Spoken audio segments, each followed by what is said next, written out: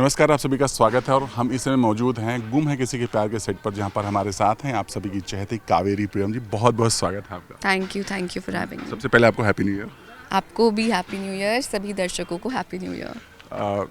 नया साल है, सब कुछ अच्छा अच्छा हो रहा है, लेकिन यहाँ थोड़ा सा थोड़ा सा ये है, जबकि आपके फैंस, आपके लोग भी बहुत नाखुश है इस बात को लेकर। सबसे पहले आप बताइए, जब आपको पता, वैसे कब पता चला?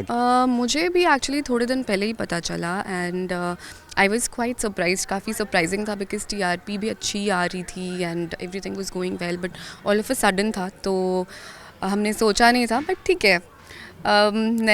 नया साल आ गया है तो कुछ नई की शुरुआत की जाएगी शायद। बट कहते हैं ना कि जब कोई शो अच्छा टीआरपी नहीं हो या फिर शो की कहानी अच्छी नहीं हो, तब चेंज हो या कुछ बदलाव हो तो समझ में आता है।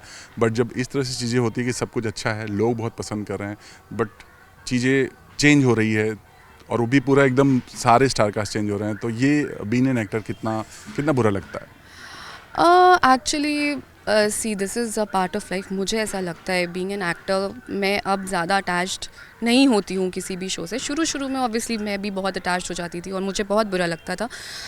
अब एक्चुअली मुझे बुरा लगता है कहीं ना कहीं। ऑब्वियसली दर्द तो होता है, दुख तो होता है, बिकॉज आप एक कैरेक्टर को इतने शिद्दत से निभा रहे होते हो और बीच में उस पर ब्रेक लग जाता है बिकॉज आपने एक जर्नी सोची होती है।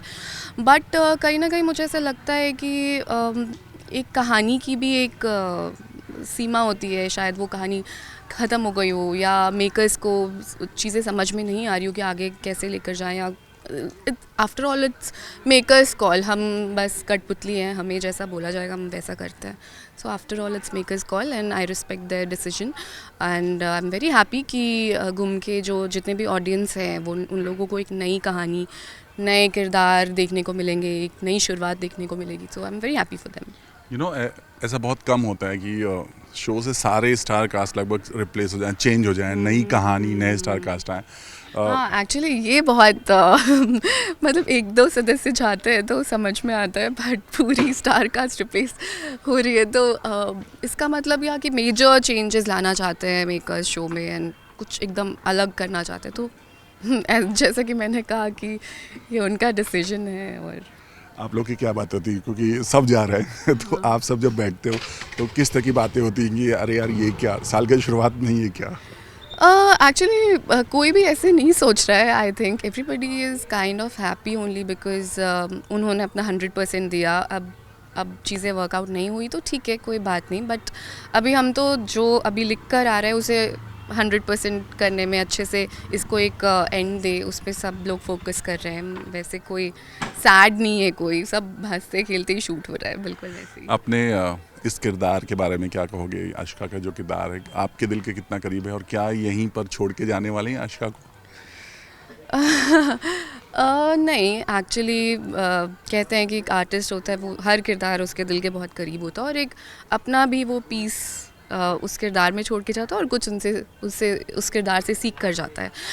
तो आई थिंक आशिका भी एक कैरेक्टर थी जो जिसको प्ले करने में मुझे बहुत मज़ा आया। शेड्स थे और आउट एंड आउट नेगेटिव भी है वो और नहीं भी है, थोड़ी बेवकूफ़ भी है, अपने मर्ज़ी की मालिक है वो।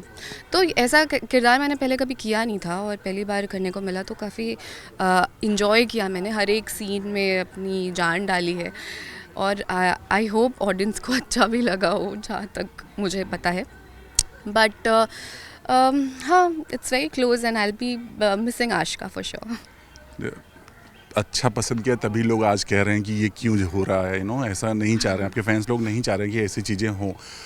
कुछ स्पेशल मोमेंट, कोई ऐसा मोमेंट जो आप कभी नहीं भूल पाएंगे, इस सेट का बीटीएस मोमेंट या फिर इस कहानी का कोई ऐसा मोमेंट जो आपके दिल में हमेशा, आपके जहन में हमेशा रहेगा?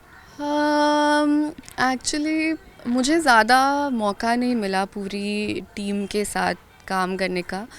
बहुत कम सीन्स हुए हैं मेरे पूरी फैमिली के साथ। मेरे मोस्टली सीन्स अर्श के साथ हुए हैं, तो अर्श के साथ मेरी काफ़ी मेमोरीज़ है। वो बहुत अच्छे एक्टर हैं और ही इज़ वेरी सपोर्टिव और हम दोनों काफ़ी डिस्कस करके किसी भी चीज़ को कोई भी सीन परफॉर्म करते। तो I think everybody is going to miss our chemistry on this set.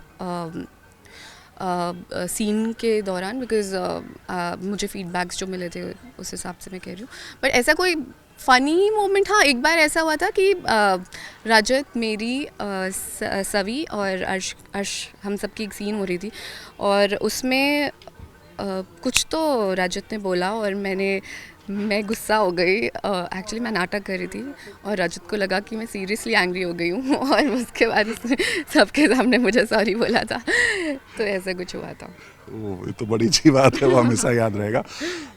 अगर हम कावेरी से बात करें, कावेरी का अभी ड्रीम रोल क्या है? क्योंकि आपने हमेशा अच्छा काम किया है, बट अभी चूंकि नए साल की शुरुआत है, हालांकि यहाँ अंत हो रहा है, बट नई शुरुआत तो होनी ही होनी है. Yes, क्या yes. सोचती हैं आप अपने ड्रीम रोल को लेकर के? कैसा किरदार करना है, कि जैसा कभी नहीं दिल में से किसी के निकल. मैं सच बताऊँ, मैं सोच रही थी इस बारे में और मुझे ऐसा लगा कि मैं एक ऐसा किरदार करना चाहूँगी जिसमें मैं पॉजिटिव भी मैं ही हूँ और नेगेटिव भी मैं ही हूँ.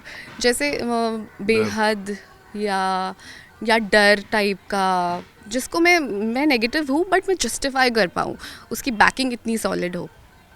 तो वैसा कोई किरदार करना चाहूँगी मैं. ओके. जब शो ऑफ एयर होता है तो एक्टर्स या एक्टर लोगों को हमेशा ऑफर आने शुरू हो जाते हैं. अभी कुछ पाइपलाइन में है या कुछ वर्कआउट चल रहा है, कुछ काम हो रहा है? चल रही हैं चीज़ें, ऑडिशंस दिए हैं, बातें भी चल रही हैं. अब लेट्स सी कब मटेरियलाइज होता है, कब फ्लोर पे आता है. It's a long process guys, you will have to wait. जैसे हमें वेट करना पड़ता है, तो अच्छी चीज़ों को होने में वक्त लगता है.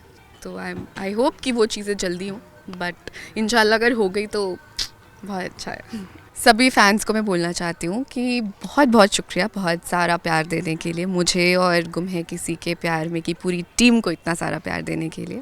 आशा करती हूँ कि आप आगे भी इतना प्यार देते रहेंगे. And wish you guys a very happy new year. Thank you so much. Thank you.